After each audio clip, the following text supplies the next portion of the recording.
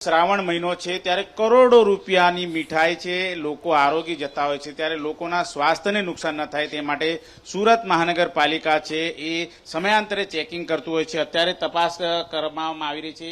આરોગ્ય વિભાગ દ્વારા અત્યારે હાલ તમામ જે મીઠાઈ છે એ મીઠાઈના નમૂના છે અત્યારે લેવામાં આવી રહ્યા છે અને તમામ નમૂના છે એ પૃથક્કરણ માટે આપવામાં આવશે। જે પ્રમાણે અત્યારે હાલ જોઈ શકો છો કાજુ કતરીથી લઈને પેંડા અને તમામ જે માવાથી બનેલી જે સામગ્રીઓ છે એ અત્યારે હાલ તપાસણી કરવામાં આવે છે અને ત્યારબાદ જે પ્રમાણે અત્યારે હાલ જે નમૂના છે એ સીલ કરેલા નમૂના છે એ આ પ્રમાણે જે સીલબંધ બોટલ હોય છે એની અંદર આ રીતે છે સીલ કરવામાં આવે છે અને આ બોટલ છે ત્યારબાદ પૃથક્કરણ માટે મોકલવામાં આવશે। અધિકારી આપણી સાથે મોજૂદ સાહેબ, કયા પ્રકારની કાર્યવાહી? હું BR Brahmbhatt, food safety officer, Surat મહાનગરપાલિકા। આરોગ્ય અધિકારી સાહેબની માર્ગદર્શન અને સીધી સૂચના પ્રમાણે આગામી દિવસોમાં રક્ષાબંધનનો પવિત્ર તહેવાર આવવાનો હોય, જાહેર જનતા દ્વારા મીઠાઈનો મોટા પ્રમાણમાં ઉપયોગ કરવામાં આવે છે, જેથી આ મીઠાઈની ગુણવત્તાની ચકાસણી કરવી અત્યંત આવશ્યક છે।